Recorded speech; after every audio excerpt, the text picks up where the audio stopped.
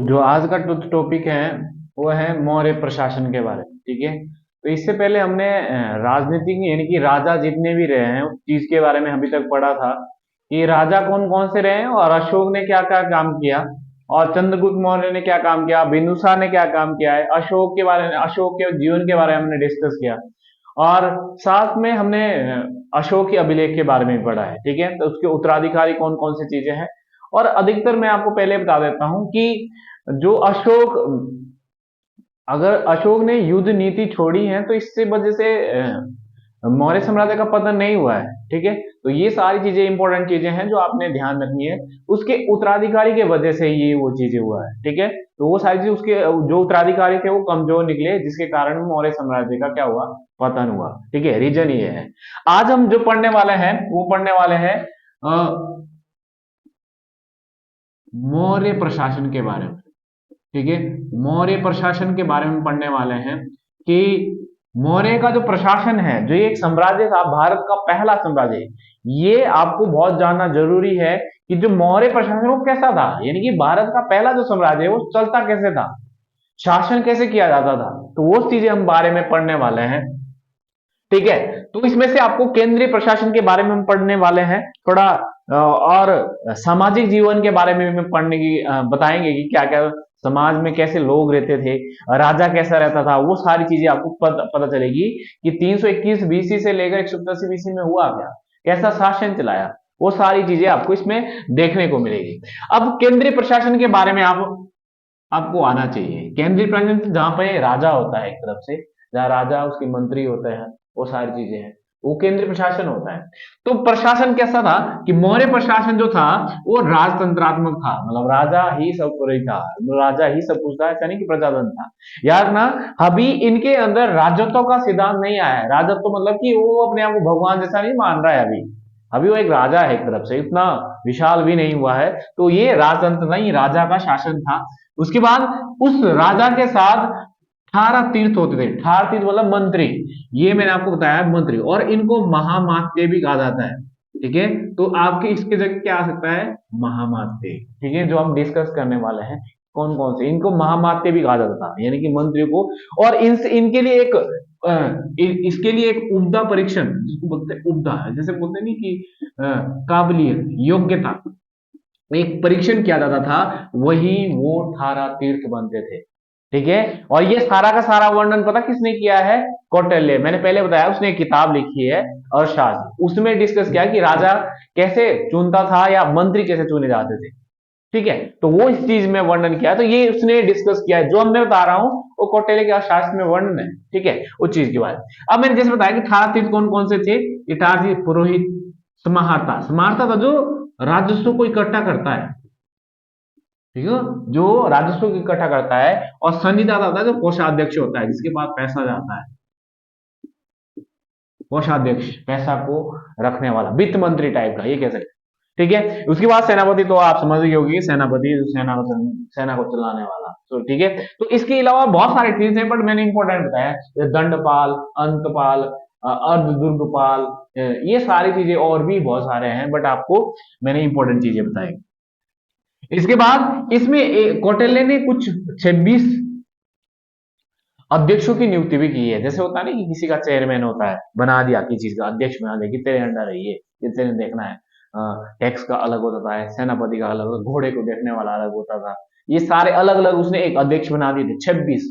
और ये 18 तीर्थ और 26 अध्यक्ष किसकी पुस्तक में है, कौटिल्य के अर्थशास्त्र में। ठीक है, तो ये आपको याद होना चाहिए। अब इसमें प्रशासन के बारे में भी कुछ इसमें डिस्कस किया है, प्रशासन के बारे में। अब प्रशासन क्या है, जो प्रशासन होता था, इसमें बताया कि 4 प्रांत हुआ करते थे, जो कि मैंने बताया, उत्तर में तक्षशिला, पश्चिम में अवंती, पाटलिपुत्र में पाटलिपुत्र, और दक्षिण में स्वर्णगिरी, जो कर्नाटक का इलाका नीचे है, महाराष्ट्र का इलाका। अब इसमें मैं बाद में बताया कि पांचवा भी जोड़ा गया है, पांचवा प्रांत।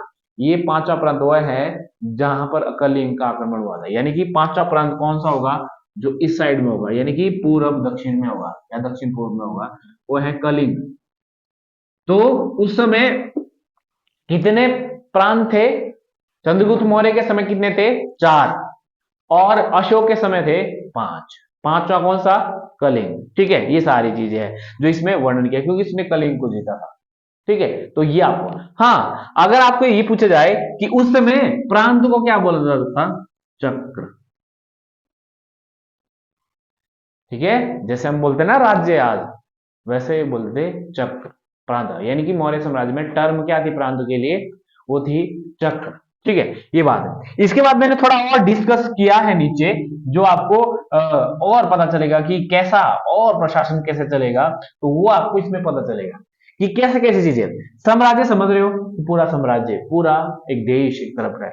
प्रांत समझ गए हो, जैसे कि हम राज्य बोलते हैं। ठीक है, राज्य। और मंडल होता है जो उसके नीचे छोटा, जो आप नगर निगम भी बोलते हैं, उसको बोलते थे। उसके नीचे होता था विषय। हाँ, याद ना, विषय को आहार भी बोलते हैं। आहार, विषय का मतलब होता है जिला। ठीक है, क्या? एक प्रकार का जिला, विषयपति, जो उसको देखने वाला, डीसी को बोलते थे विषयपति, डीएम की कह सकते हो आप। ठीक है, विषयपति बोलते थे। उसके बाद स्थानीय होता था। ठीक है, स्थानीय जो होता था उसके अंडर 800 गांव आते थे। 800 गांव, यानी कि 800 गांवों को क्या कहा जाता था? स्थानीय। ठीक है, जो उसके नीचे होता है उसके 400 गांव। इसके इसके पास कितने होते थे? यानी कि 400 गांव का क्या होता था? द्रोणमुख। उसको क्या कहा जाता था? द्रोणमुख। ठीक है, और खावाटी को होता था जिसमें 200 गांव आते थे। ठीक है, 200 गांव का एक समूह क्या बोलते हैं? खावाटी। और उससे नीचे जो संग्रहण होता था वो 10 गांव का एक समूह। ठीक है, और ग्रामीण तो आप समझ गए हो, गांव, गांव, घर। ठीक है, तो वो सारी चीजें, तो इस हिसाब से मौर्य साम्राज्य में क्या होता था? पूरा ढांचा होता था ऊपर से लेकर नीचे तक। ठीक है, तो वो सारी चीजें हैं जो आपको मौर्य साम्राज्य में पता चला। ठीक है, अब मैगस्थनीज ने क्या किया है? मैगस्थनीज ने वर्णन किया कि नगर प्रशासन में 6 समितियां होती थी। 6 समिति, उसमें 5 सदस्य होते थे, यानी कि 6 गुणा 5 पंदुनी 6 5 30, यानी टोटल कितने सदस्य होते थे? 30 होते थे। यानी ये जो 6 समिति थी अलग अलग होती थी, देखती थी विदेशों के बारे में, जो विदेशी आ रहा है उसके बारे में देखती अलग होती थी, पानी इकट्ठा करने का, सिंचाई के बारे में, कोई विद्रोह हो रहा है नगर के अंदर, यानी कि इनकी जो नगर प्रणाली थी वो भी बहुत टेक्निक थी। हर समिति में 5 सदस्य होते थे, और जो उनके नगर प्रशासन में जो अधिकारी होता उनको बोलते थे एस्ट्रोनोमोई। और कई जगह आपको क्या मिलेगा? एग्रोनोमोई भी मिलेगा। अधिकारी को कहा गया है, ये शब्द मैगस्टीनी ने यूज किया है। ठीक है, तो वो सारी चीजें। और सैन्य प्रशासन में भी 6 ही समिति होती थी। जल की अलग, थल की अलग, ठीक है, पैदल की अलग, हाथी की अलग, घोड़े की अलग, ठीक है, अश्व की। तो और 6 प्रकार की समिति होती है, उसमें भी सेम वही पैटर्न होता है, 5 सदस्य होते थे।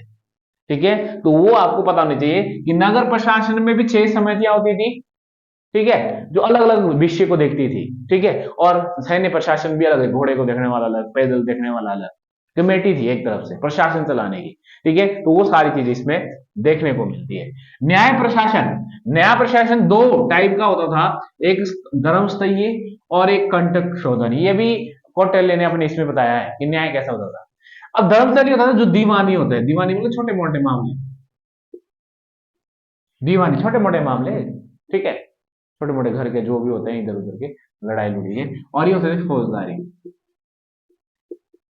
जो थोड़े चोरी टाइप के होते थे। 2 प्रकार के न्यायालय होते थे, अलग अलग प्रकार के, तो मैंने आपको बताया। उसके बाद गुप्तचर व्यवस्था।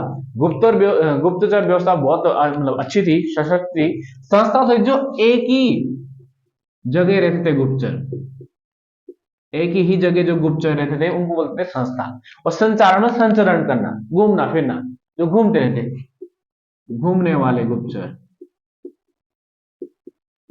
ठीक है, यानी गुप्तचर व्यवस्था भी 2 प्रकार की थी मौर्य साम्राज्य में। ठीक है, एक जो घूमने वाले थे और एक जो एक ही जगह रहते थे, देखते थे चुपके से, जो भी। उसके बाद सामाजिक जीवन, याद रखना, सामाजिक जीवन भी आप कौटिल्य पर निर्भर करेगा। कौटिल्य ने वर्णन किया है अपनी पुस्तक में, और मैगजीन ने इंडिका में, जो ये वर्णन मैं बताता रहूंगा कि क्या क्या वर्णन। अब पहली जो लाइन लिखी मैं, जो सामाजिक जो व्यवस्था थी, इस काल में शूद्रों को किससे कहा गया है? ये कहा है अर्थशास्त्र में। कौटिल्य की पुस्तक में। यानी कि शूद्र का कृषि का काम करते थे, जैसे कि कृषि, पशुपालन, व्यापार। तो कौटिल्य ने क्या कहा भाई, वो मौर्य साम्राज्य जो शूद्र थे ना, या शूद्र बोलते हैं जिसको, ठीक है, लोअर कास्ट के लोग, वो कृषि करते थे, व्यापार करते थे, इतनी रेपुटेशन थी उनकी, ऐसा कुछ नहीं। ठीक है, तो वो सारी चीजें मैगस्थनीज के अनुसार बोलता है कि दास प्रथा और लेखन कला को नहीं जानते थे। अपनी इंडिका में ऐसा लिखा है उसने कि ये नहीं जानते थे, मैगस्थनीज के अनुसार जो यहाँ के मौर्य साम्राज्य के लोग थे, वो दास प्रथा को भी नहीं जानते थे और लेखन को, लिखना भी नहीं जानते थे। ये मगर मैगस्थनीज ने कहा है ये, क्योंकि दरबार में आया था ना, तो उसने वही लिखा समाज के बारे में। उसके बाद इस काल में स्त्रियों की स्थिति थी वो अच्छी थी, अंगरक्षिका के रूप में भी काम करती थी, मतलब बॉडी गार्ड टाइप की। ठीक है, तो यानी कि स्थिति अच्छी थी मौर्य साम्राज्य में। उसके बाद सती प्रथा का उल्लेख नहीं मिलता, ये कौटिल्य ने कहा है कि सती प्रथा का क्या मिलता है, उल्लेख नहीं मिलता मौर्य साम्राज्य में। ठीक है, और कौटिल्य ने यह भी कहा है कि 8 प्रकार के विवाह का उल्लेख किया गया है, 8 प्रकार के विवाह होते थे उस समय। ठीक है, तो वो सारी चीजें हैं, और इसी काल में उसने 7 प्रकार की जनजातियां बताई है, जैसे दार्शनिक, सेनापति, कृषक, ये सारे के सारे इसने अलग अलग टाइप के बताए हैं। ठीक है, तो ये आपके लिए बहुत इंपॉर्टेंट है। मैंने आपको बताया कि उनका प्रशासन कैसा था। ठीक है, केंद्रीय प्रशासन और राजनीतिक प्रशासन जो आपका आता है, और सामाजिक जीवन। ठीक है, तो ये आपके लिए बहुत इंपॉर्टेंट है, जो आपके एग्जाम के लिए। ठीक है, तो आगे जो इसका आर्थिक जीवन होगा, धार्मिक जीवन होगा, जो भी चीजें कला के बारे में हम आगे डिस्कस करेंगे उस चीज के बारे में। तो आज के लिए आपके लिए इतना ही होगा।